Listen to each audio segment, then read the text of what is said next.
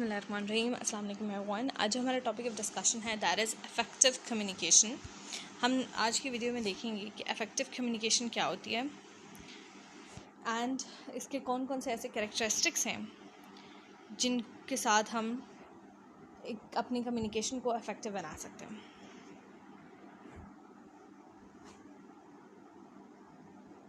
सबसे पहले हम देख लेते हैं what basically is effective communication. जब तक हमें किसी चीज़ का पता ना हो कि वो चीज़ क्या है, हम उस चीज़ को अटेन नहीं कर सकते, हम उस चीज़ को अचीव नहीं कर सकते। तो इफ़ेक्टिव कम्युनिकेशन बेसिकली एक ऐसा प्रोसेस है of exchanging ideas, thoughts, feelings, emotions etcetera, जिसमें ये होता है कि दैट जो सेंडर है वो अपने मैसेज को, जो भी उसने डिलीवर करना है, वो इस तरीके से डिलीवर करता है कि जो रिसीवर है वो सेटिस्फाई हो जाता है एंड जो रिसीवर है वो इस तरीके से फीडबैक वापस देता है कि जो सेंडर है वो भी सेटिस्फाई हो जाता है कि हाँ, जो मैसेज मैं कन्वे कर रहा था, जो इन्फॉर्मेशन मैं कन्वे कर रहा था, वो सही तरीके से रिसीव हुई है बाय द रिसीवर और उसने उसको उसी तरीके से जो है क्या कहते हैं, अपने माइंड में उसको उसी तरीके से डेवलप किया है, अपने माइंड में उसको इसी तरीके से जो है वो परसीव किया है जैसे मैं उसको सेंड कर रहा था। ठीक है।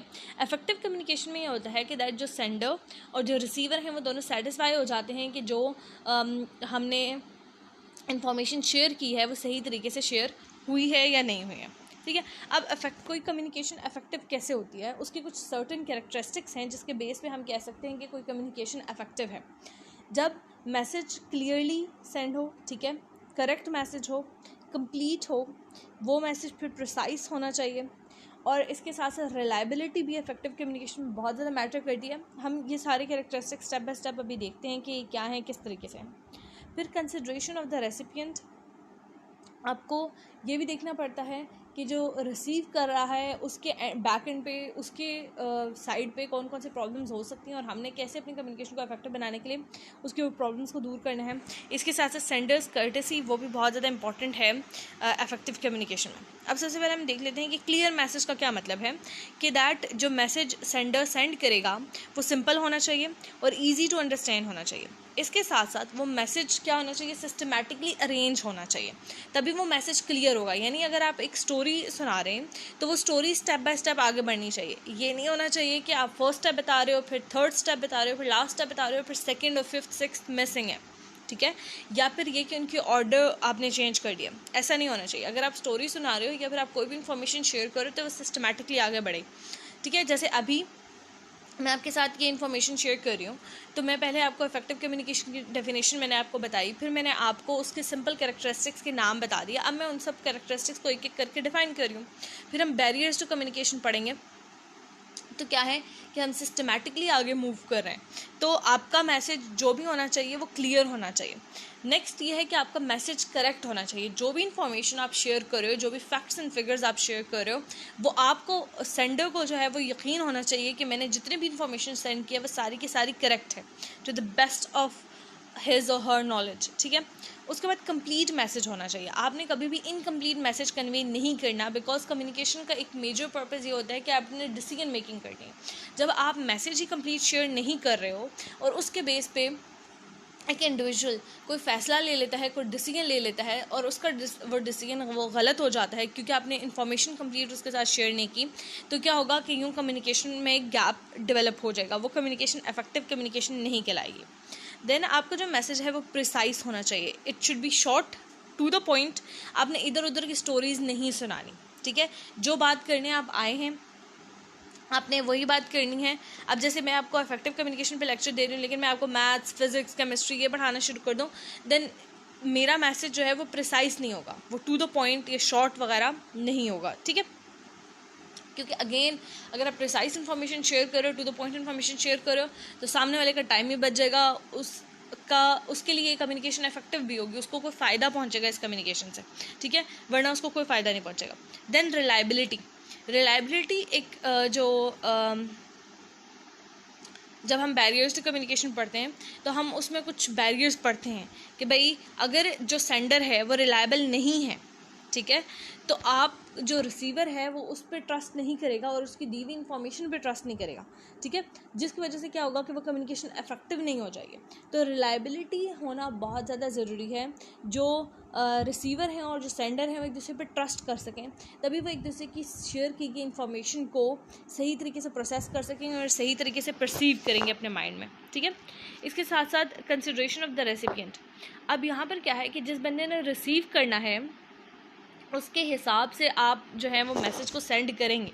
सपोज़ आप कोई बात कर रहे हो, किसी बुज़ुर्ग से कोई बात कर रहे हो, ठीक है, अब वो ऊंचा सुनते हैं और आप उसी तरह धीमी आवाज़ में, आहिस्ता आवाज़ में बात कर रहे हो, तो यहाँ पर क्या होगा कि आप इन्फॉर्मेशन को सही तरीके से सेंड नहीं कर सकोगे to that person, to that elder, ठीक है।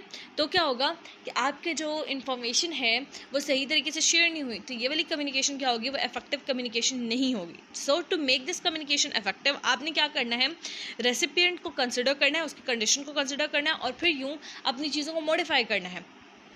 आप जो है उनसे ऊँची आवाज़ में बात करेंगे, मतलब बदतमीज़ी से नहीं, लेकिन अपनी वॉइस को थोड़ा हाई ले जाएंगे ताकि वो ईज़िली आपकी बात को सुन सकें, ठीक है। तो यहाँ पर जो रिसीव करने वाला है उसके हिसाब से आपका एटीट्यूड चेंज हो जाता है, आपकी लैंग्वेज चेंज हो जाती है, आपकी जो जिस तरीके से बात करने का अंदाज़ है वो चेंज हो जाता है। सपोज़ अगर आप किसी बड़े से बात कर रहे हो तो आप उसको कह सकते हो कि सपोज़ मैं एमफिल कर रहा हूँ या मैं पीएचडी कर रहा हूँ, लेकिन जब आप किसी छोटे बच्चे से बात कर रहे हो और वो आपसे पूछते हैं कि आपकी एजुकेशन क्या है, तो आप उसे ये नहीं कहोगे मैं एमफिल कर रहा हूँ, पीएचडी कर रहा हूँ, आप उसे बताओगे कि मैं 16th क्लास में हूँ, 17th क्लास में हूँ, 15th क्लास में हूँ।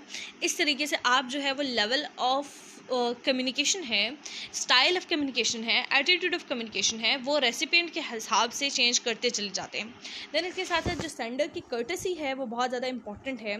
आपके जो वर्ड्स होने चाहिए उनमें हम्बलनेस रिफ्लेक्ट करनी चाहिए, रिस्पेक्ट रिफ्लेक्ट करनी चाहिए, तभी जो आपकी कम्युनिकेशन है वो इफ़ेक्टिव हो सकेगी, वरना आपकी जो कम्युनिकेशन है वो इफ़ेक्टिव नहीं होगी। आप किसी को किसी बात से रोक रहे हो और आप पहले ही मतलब उसको प्यार से समझाने की बजाय पहली बात पे थप्पड़ लगा दो या बदतमीज़ी करना शुरू कर दो या चीखना शुरू कर दो या मारना शुरू कर दो, तो क्या है कि वो कम्युनिकेशन इफ़ेक्टिव नहीं होगी। वो बंदा उस टाइम पर तो रुक जाएगा उस चीज़ से, ठीक है, आपके डर की वजह से या फिर एक तमाशा क्रिएट होने से बचाने के लिए।